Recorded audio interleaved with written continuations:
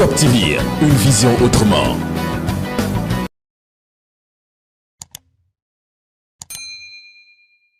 Voilà, bien sûr, chers amis internautes de la chaîne leader, la chaîne Top TV. Donc, bienvenue dans votre émission Dox Daje. Donc, tey Dox Daje ñu ngi nii tey Camp Sapeur bu Dieuppeul. Donc, dañuy ñëw daje ak benn MC boo xamante ni ndaanaan la ci biir game bi ndaanaan la ci musique sénégalaise waaye ndaanaan la ci wàllu wu féete muy MC Lida. Donc, MC Lida tey moom lañ seet si dox ba dajeeg moom ci Camp Sapeur bu Dieuppeul mu yem ak samedi 12 juin 2021 mu nekk benn spécial boo xamante ni donc benn xawaare bu spécial la teg tey ànd ceeg staffam gis ngeen xale jigéen yaa ngi noonu di dugg si mais léegi-léegi li may def mooy damay ànd ak sama caméraman ñu dugg ci biir dégtal leen lépp loo xamante ni ambiance la lépp loo xamante spectacle la lépp loo xamante ni ay image yu rafet la donc dañuy dundandoo ak yéen soirée bi yéen ñi suñuy mbokk internet yu Top TV l'officiel donc tey seen émission Dox Daje dafa dox ñëw ba fi nga xamante ni mooy Camp Sapeur bu Dieuppeul donc seet si ki nga xamante ni moom mooy MC Lida MC Lida nag doon xale boo xamante ni kenn dootu leen ko présenté ci scène musicale bi léegi-léegi li may def mooy damay dugg ci biir dégtal leen ambiance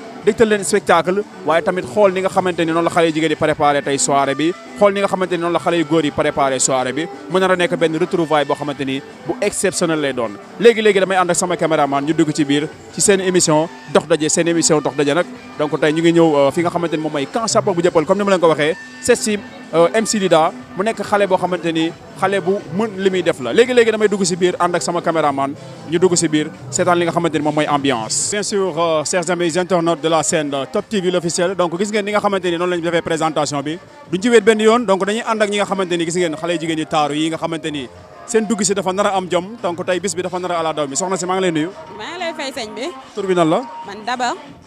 waaw Daba yéen lañ tuddee bis bi waaw ñun lañ tuddee bés bi alors seen relation ak MC ñun ñooy xale waa Salon Mame Diarra tey nag ñu ñëw ci bés bi aussi seen fee teewal rek def ko comme ni mu waree ñu leen di ñaanal daal yokkute rek ci barke sëñ Fallou ñu leen di ñaanal daal ci kaw ci kanam macha allah daal xam nga. amis internautes de la chaîne Top TV donc noonu la ñu xamante ni waa Salon Mame Diarra noonu la ñu dugg see tey gis ngeen ñu def seen délégation def seen ay body nuróole ko donc mu nekk loo xamante ni lu rafet la seen ànd ak MC Lida dafa doon lu yàgg dégg nga li mu wax ànd bi du tey démb la donc comme démb la nag li ñuy def mooy da leen di bàyyi ñoom ñu def dugg si ñu xool nan la ñuy dugg see ñu ànd ak ñoom duggandoo ak ñoom si biir waaye mbokk yi toppale ñu dem ci Top TV l'officiel ñu dem. voilà bien sûr mbokk internet Top TV donc ñu ngi taxaw ak ki nga xamante ni moom mooy Ndeye Gningue donc moom mooy secrétaire bi donc Ndeye ñu ngi lay nuyu. ñu ngi lay fay sëñ bi. alors Ndeye tey ngeen organisé benn soirée boo xamante ni soirée bu spéciale la ngeen ànd ci ak seen artiste MC Lida ban yëg-yëg ngeen am tey. xanaa am kontaante franchement parler parce que xew-xew bu mel nii bu amee ñëpp ñëw fekk suñu xam nga woote ñu wuyu la dafa neex waaw te MC nekk artiste bu mag macha allah xeebul bu benn yoon lu muy def waa am jom am fulla ak fayda. ndax nit ki da ngay ànd ku am jom am fulla ak fayda bëgg lu muy def waaw surtout. alors en tant que yow en tant que secrétaire ngay liggéey ak MC nan nga gisee taxawaayam ci musique bi. danaa gis taxawaay si biti bi parce que concentré wu na si musique won na si pas-pas won na si fulla xam na lu mu bëgg xam na fu mu teg tànkam xam na fu muy jëm aussi xam na lu mu bàyyi ginnaawam. alors yéen ngeen fas yéene ko accompagner nekk ci ginnaawam donc di ko support. bu ngeen jógee ci soirée bi lan moo nekkaat seen initiative lan ngeen bëgg a tegaat. comprendre bu ngeen jógee ci soirée bi lan ngeen bëgg a organiser waat. bu ñu jógee soirée bi bëgg nañ organiser waat leneen loo xamante ne lu extraordinaire lay doon loo xamante ne day doon loo xamante ne daal kii lay doon royukaay lay doon daal xam nga booy def dara da ngay ñaan yàlla ñuy roy si yow waaw noonu la fa demee. kon donc pare ngeen pour dugg ci loo xamante ni social la. waaw pare nañ pour lépp. alors Ndeye ñu ngi lay jaajëfal donc di la wax nag sañ-sañ ah. waaw ok merci beaucoup mbokk internet yi donc. voilà ba tey ñu ngi taxaw ak ki nga xamante ni moom mooy Jeanne Ndiaye Diatta Ndiaye donc mu def rouge am ñëw rek pour jàppale ki nga xamante ni moom mooy MC Lida Jeanne Ndiaye ñu ngi leen nuyu ci Top TV. waaw maa ngi leen di fay waaw kontaan ci seen teew aussi voilà c'est un grand plaisir. alors Jeanne Ndiaye tey nga def sa rouge ni ñëw ci soirée bi. ban yëg-yëg nga am tey. xanaa kontaan rek parce que bii mooy suñu deuxième organisation comme Xawaare donc kontaan rek laa si kii def sama rouge bi te di ko xeeb nag ndax MC daal jar na lu nekk jar na lu ko ëpp aussi Ouais. alors sa relation ak MC Lida bëgg nañ nga wax ñu si tuuti nan ngeen def ba li yéen ñaar ngeen di liggéey. ba MC Lida yàgg nañ xamante depuis biñ nekkee dañoo bokkoon lycée di jàng école donc foofu lañ xamante depuis lors aussi mu nekk koo xamante ne dafa neex a liggéeyal après bi ma proposé ni dafa am fan club aussi c'est un grand plaisir pour ma intégrer parce que nit ku cool la ku baax la amul benn problème vraiment liggéey ak moom il est cool quand même ouais. alors bu ngeen jógee ci xawaare bi donc yan projet moo nekkaat seen kanam. ba projet yi bëri nañ parce que instant bi bëgg nañ romb nii quoi fii quoi voilà ñu ngi viser fu sori incha allah ñu ngi ñaan yàlla mu yóbbu ñu fu gën a sori fii nii waaye. noo gisee musique bi nga xamante ni MC Lida mu ngi koy def. xanaa kontaan rek vraiment musique am déjà man musique am daf may motiver voilà daf may conseiller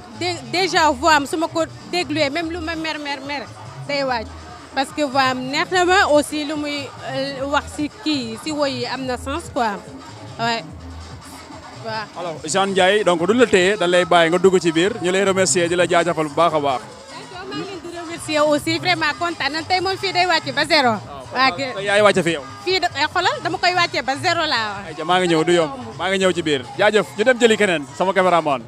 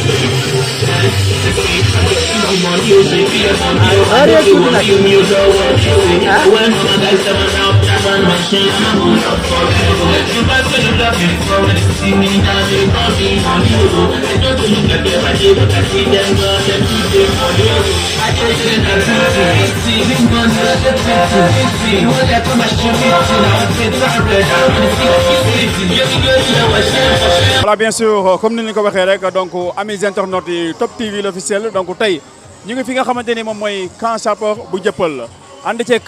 MC Lida donc ki ñu taxawal moom mooy Oli Ndiaye moom mooy président fan club bu MC Lida Oli ñu ngi lay nuyu. waaw maa ngi leen di fay bu baax a baax a baax. alors en tant que président fan club nan ngeen def ba taxawal initiative bu mel nii. initiative bi nag vraiment dañ ko taxawal pour suñu jon encore pour jàppale suñu MC Daly Daly nekk suñu booy doon koo xamante ne vraiment dafa sori ci ñun itam vraiment xama rek ñun itam looloo tax ñu taxawal lii nii pour jàppale ko ci projet yu mu nekk daal pour mu avancer ci daal moo tax ñu daal ñu jël affaire bi pour loo tax daal ñu taxawal fan si club bi waaw. fan si club bi ci yan jéego lay dox ci yan programme ngeen di dox fan si club bi. fan si club bi nag ni programme bi muy dox bari na ndax vraiment lii mooy suñu deuxième mu xawaare te encore bu ñu jógee ci lii nii am na programme boo xamante ne ñu ngi koy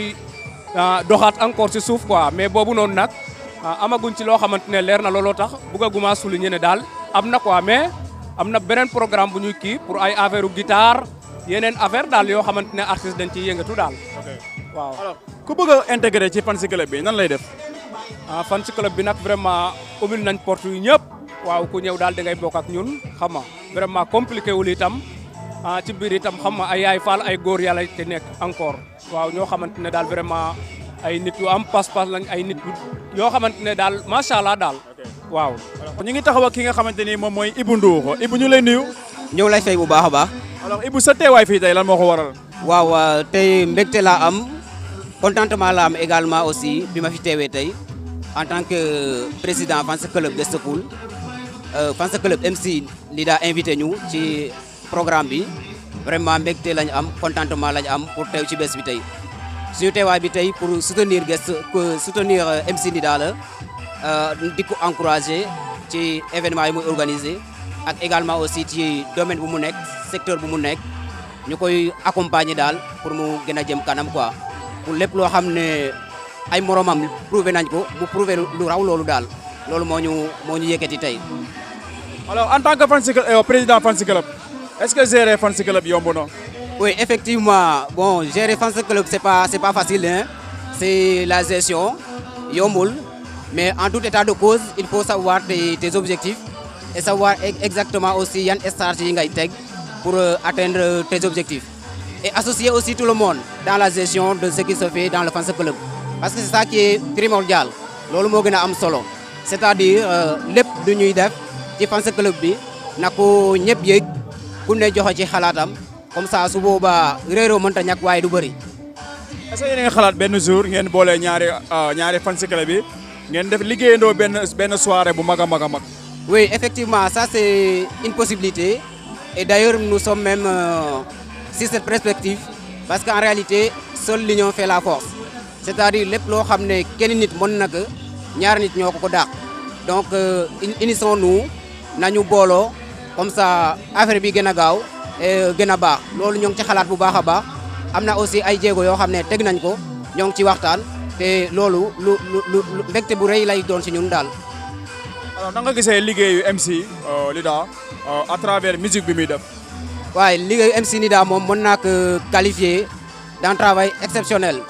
parce que en réalité il se donne à chaque fois corps et âme pour gën a prouver pour gën a motiver également aussi ñi nga xamante ne ñoom ñoo nekk si ginnaawam te en réalité. loolu mooy neexal ànd c'est-à-dire boo leen àndee c'est vrai benn nit dina jiitu wala ngeen jiital ki benn nit topp si ginnaawam mais boo leen gisee ko kooku noonu mu ngi si voie bi mu ngi essayer mu ngi góorgóorlu mu ngi def kéem lay kattanam pour mbir mi jaar yoon vraiment yéen ñi nga xamante ne yéen a nekk si ginnaaw da ngeen di kontaan te di ko encouragé bu baax a baax di ko jàppale fekk koo xamante ne woo nañ ñu fa dinañ fa teew lépp loo xam ne ay xalaat la aussi ñu am ko mën ko partager ak moom. duñu tardé benn yoon pour def loolu noonu parce que moom mu jëm kanam rek moo ñu soxal moo ñu intéressé te dina jëm kanam incha allah. Mamadou Lamine Ndour ñu lay nuyu. maa ngi leen di fay bu baax. alors sa teewaay fii tey lan la lu ko waral. waaw ñëw bokk ci waa fans club MC Linda ñëw bokk ci programme bi doon koo xam ne xaritoo MC Linda la lépp lu muy def dañ ciy ànd ñëw soutenir ko ci voilà côté boobu daal. na nga gisee liggéeyam ci musique bi muy def na nga gisee musique bi muy def. waaw MC Linda doon na nit koo xam ne nit ku oyof la li muy def respecté na ko aussi bëgg na ko moo tax képp koo xam ne gis nga ko mu doon xama li muy yëngu mu doon ci lu ko neex lu muy yëngu neex na la ñëwal xama ñu ngi lay woo nga ñëw jàpp ci affaire bi ndax groupe bi moom groupe de jeunes la ñun ñëpp ay jeunes lañu xama dañoo boole doon benn di def tout nag pour xama mu dem ci kanam quoi ndax artiste la te artiste bu doog a jóg la amuñu lu dul jàppale ko. amuñu lu dul jàppale ko képp koo xam ne rek xam nga li ñuy def neex na la ñu la ciy woo xam nga ñëw bokk ci groupe bi lépp doon benn voilà. alors merci beaucoup du la téye dañ lay bàyyi rek nga wéy dox li nga xamante ni moom mooy soirée bi. alors chers amis internautes léegi li ñuy def nag moom mooy jëli daj dëpp gi xaw ma fu mu nekk nag instant bi mais dinaa ko wër ba gis ko jël ko indi ko digtal leen ko laaj ak tontu dox sama diggante ak moom léegi damay ànd ak sama caméraman ak équipe bi ma ànd lépp donc ñu dox jëli ki nga xamante ni moom mooy MC Lida. mais nag loolu dañuy dugg ci biir salle bi xool ambiance tuuti xool spectacle tuuti xool xale jigéen nañu dugg see waaye tamit xool gentleman yi nañu dugg see tey ce soir mesdames et messieurs nous sommes ici au camp Sapeur autant pour moi nous sommes au camp Sapeur de Dieuppeul pour venir ici passer une très belle soirée avec MC Lida et toutes ses invités donc mu ngi nii fii mooy camp Sapeur bu Dieuppeul fi la ñëw tey fekk fi nga xamante ni moom mooy MC Lida donc fas yéene àndandoo ak moom si soirée bu spéciale si xawaare bu doy waar léegi damay bàyyi sama caméraman mu dugg ci biir dégtal leen li nga xamante ni moom mooy ambiance bi am fii alors ki may seen nii ci buntu bi taxaw moom mooy MC Lida mais léegi ñu dugg xool. anniversaire Bigué, joyeux anniversaire, happy birthday to you, happy birthday to you, happy birthday to you, Bigué.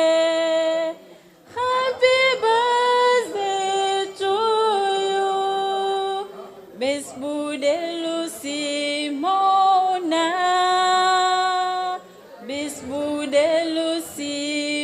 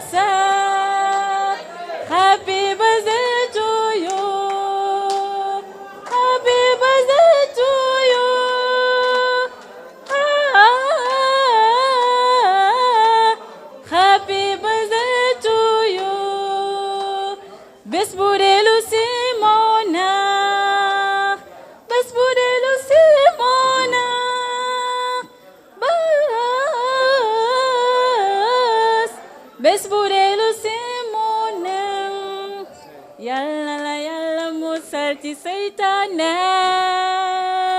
yàlla na yàlla musal ci seytaane yàlla na yàlla musal ci seytaane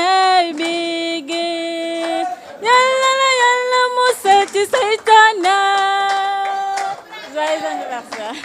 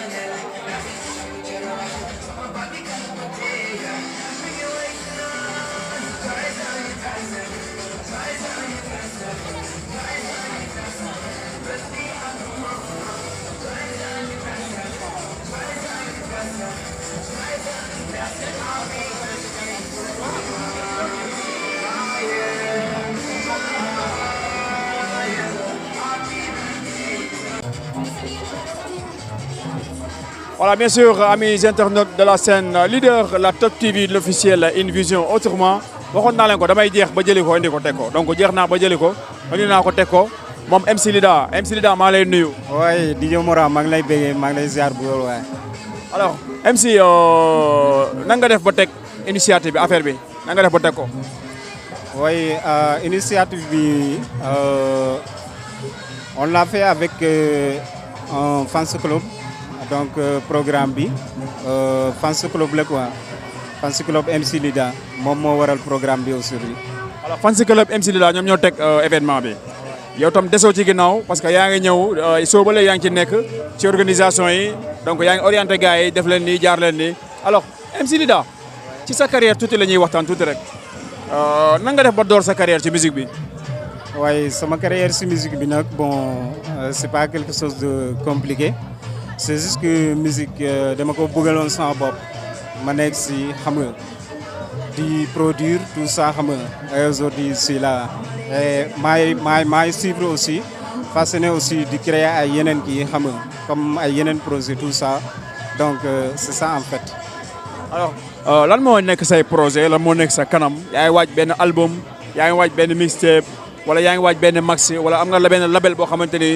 yaa ngi liggéey ak moom lan moo nekk sa kanam. oui bon lu nekk sama kanam nag c'est juste des projets man am naa ay projets si côté musique aussi comme ay album d'ailleurs album bi bon il est en cours maa ngi koy réaliser temps yi mais xam naa dans peu de temps dina mën a génn quoi xam nga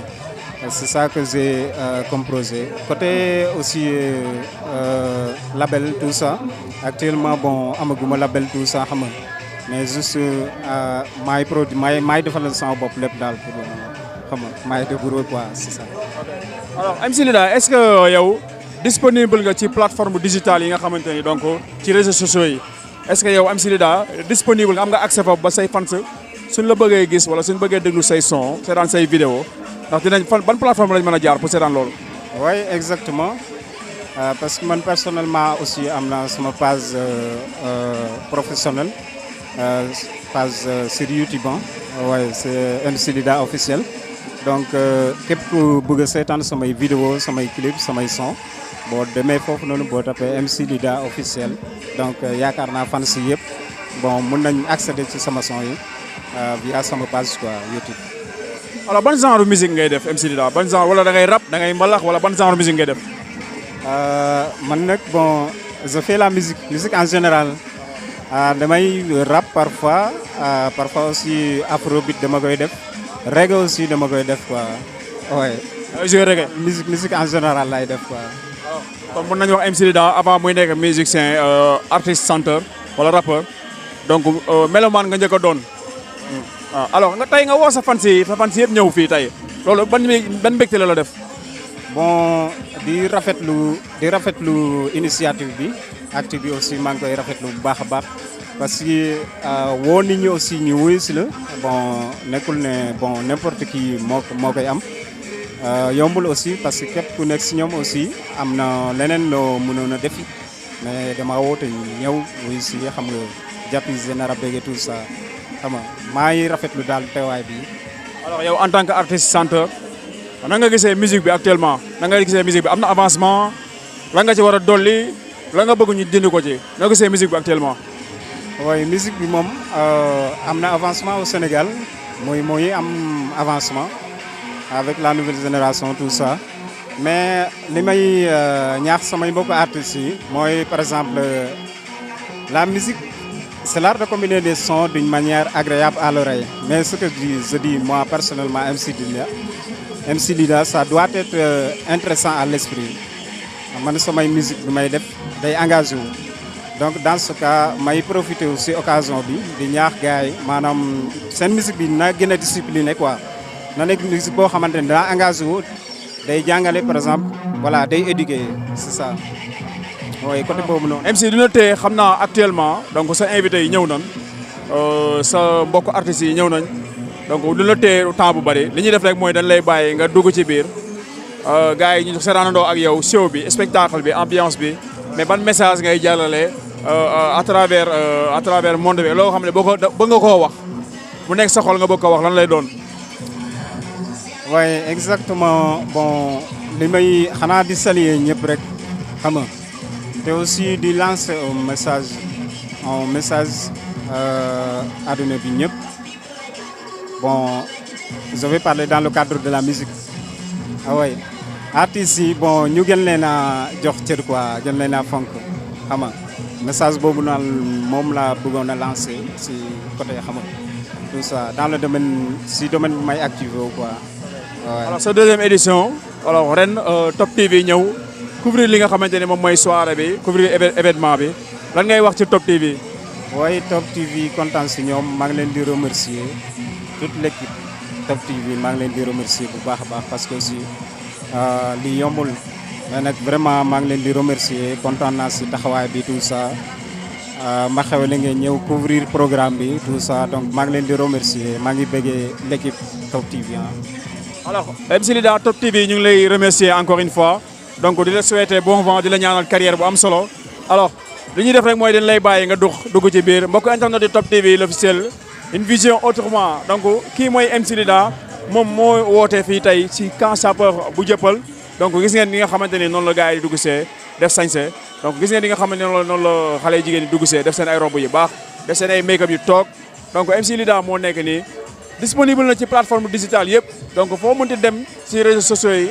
boo tapee MC Lida donc di nga gis li nga xamante ni moom mooy ay son di nga seetaan ay vidéo waaye tamit di nga like li nga xamante ni moom lay def donc mën a partager sa morom seetaan donc lii lañ leen indiloon ci fi nga xamante ni moom mooy seen émission dox daje ak MC Lida mu nekk benn artiste boo xamante ni ku gëm boppam la ne ko gars yi waxee dégg ngeen témoignage yi nga xamante ni donc defal nañ ko mu nekk artiste boo xamante ni tam ku yaru la artiste boo xamante ni ku bëgg li muy def la muy musique bi muy def wax na ko moom yamul rek ci rap bi yamul rek ci mbalax bi donc yamul ci afro bi moom musique lay def de manière générale day def sax li nga xamante ni moom mooy reggae donc xaar leen MC Lida très bientôt dina ñëw ak ay bagages yu bees tax xaar leen ko mbokk internet Top TV donc di leen jox dig daje ak beneen ndaanaan ci télévision bi nga xamante ni moom ngeen taamul seen bopp muy la Top TV l'officiel une vision autrement jaa ngeen jëf MC kontaan nañ ñoo na bég jaajëfate jaajëf